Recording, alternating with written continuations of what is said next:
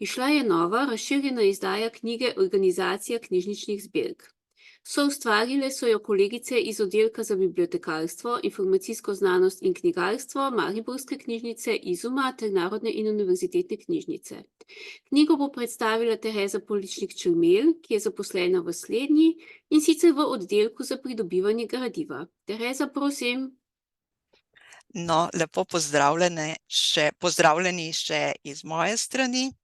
Jaz bom predstavila učbenik, kot vidite na zaslonu, se druga izdaja po zunanji podobi ni nič spremenila, je ostala ista. Zdaj pa, kot se spodobi za staro šolo, bomo pogledali kar kataložni listek in pogledali, kje so te bistvene razlike oziroma kaj je boljše v drugi razširjeni in dopolnjeni izdaji.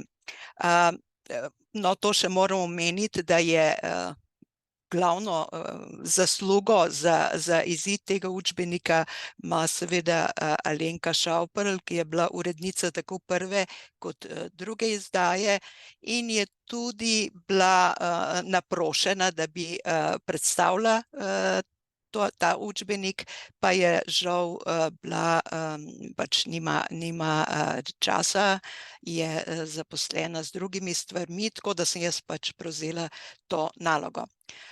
No, in zdaj, če nadaljujem, kaj je bistvena razlika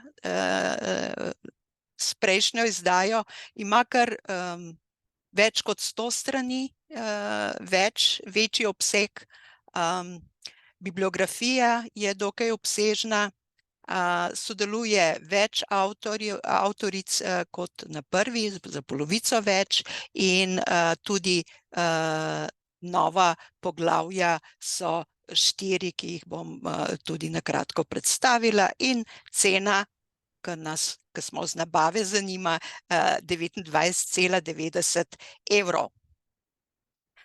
Avtorice prve in druge izdaje, kot je že Damjana povedala, so večinoma zaposlene na Filozofski fakulteti, predavateljice oddelka za bibliotekarstvo, informacijsko znanost in knjigarstvo. No, v prvi izdaji sem se še jaz priključila zraven in v drugi izdaji pa sta zraven še magister Slavica Rampik, ki je dolga leta delala v Mariborski knjižnici, Mihaela Pauman iz Filozofske fakultete, Biserka Fortuna iz Izuma in Jasna Malešič prav tako iz NUK-a. Učbenik je namenjen študentom oddelka za bibliotekarstvo, informacijsko znanost in knjigarstvo, program bibliotekarstvo in informatika in seveda tudi zaposlenim, zlasti tistim, ki se morajo še izpolnjevati na Špiku, študijskem programu za izpolnjevanje iz bibliotekarstva, in sicer pri predmetu obdelava knjižničnega gradiva. Seveda pa ne bi škodil tudi nam starejšim, da malo obnovimo osnove teorije, terminologijo in tako naprej. Struktura poglavij je nekako tako nek motivacijski uvod, potem definicije, zgodovinski prikaz, kratek, teoretični prikaz vsebine s praktičnimi primeri, zaključek in na koncu še izzivi oziroma vprašanja. Priročnik je bogato ilustriran, vsebuje pa tudi biografije pomembnih bibliotekarjev in kar nekaj zanimivosti noter najdemo iz naših področij. Zdaj, če še pogledamo, kateri so naslovi poglavij, z rdečo so označeni tisti, ki jih v prvi izdaji ni bilo, se pravi nabava, splošni geslovnik Cobiss, IFLA Library Reference Model, pa varovanje in ohranjanje knjižničnega gradiva. Kot pa vidite iz teh naslovov, dejansko je vključena od nabave, inventarizacije, obdelave knjižničnega gradiva do opreme, postavitve, izposoje, inventure, varovanja in izločanja in na koncu tudi odpisa knjižničnega gradiva. Se pravi, vse, kar sodi v organizacijo knjižnične zbirke. Učbenik prenaša osnove organizacije knjižničnih zbirk. Seveda pa za dobro poznavanje rabimo tudi druge vire, kot so priročniki, standardi, pravilniki in seveda redno spremljanje novosti. Da nas naredi pa prave strokovnjake, pa je potrebna praksa tako v nabavi, obdelavi, izposoji do hrambe in varovanja knjižničnega gradiva.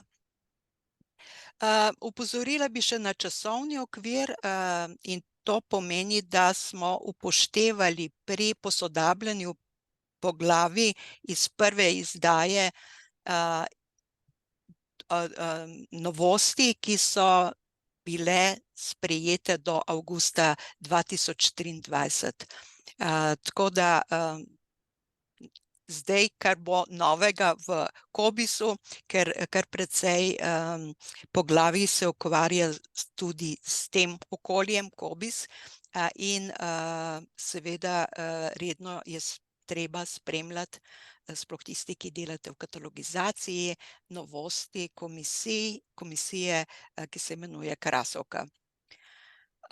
No, zdaj bi pa šla še v predstavitev teh poglavij, ki jih v prejšnji izdaji ni bilo. Se pravi, nabava govori od financiranja, odgovornosti in nadzora nad uporabo sredstev, načinih pridobivanja knjižničnega gradiva, virih informacij za nakup gradiva in dobavitelji knjižničnega gradiva. No, tu pri IFLA Library Reference Model, tu se združujejo funkcionalne zahteve za bibliografski opis, normativni zapis avtorjev in predmetne normativne podatke. Ta model LRM spreminja in preoblikuje pravila za katalogizacijo. Tu seveda takoj pomislimo na Majo Žumer, ki je bila zelo aktivna na tem področju.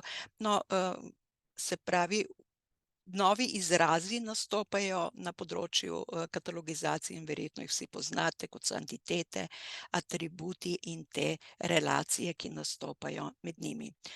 Potem je tu še Biserka Fortuna iz Izuma, ki predstavlja splošni geslovnik Cobis-C. Geslovnik se zgleduje po SIRS-u in geslovniku Kongresne knjižnice.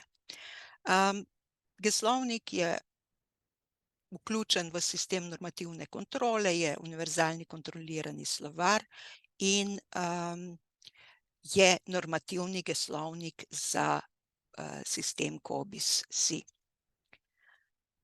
In zdaj še zadnje poglavje, varovanje in ohranjanje knjižničnega gradiva, pa temelji na IFLInih načelih za hrambo knjižničnega gradiva.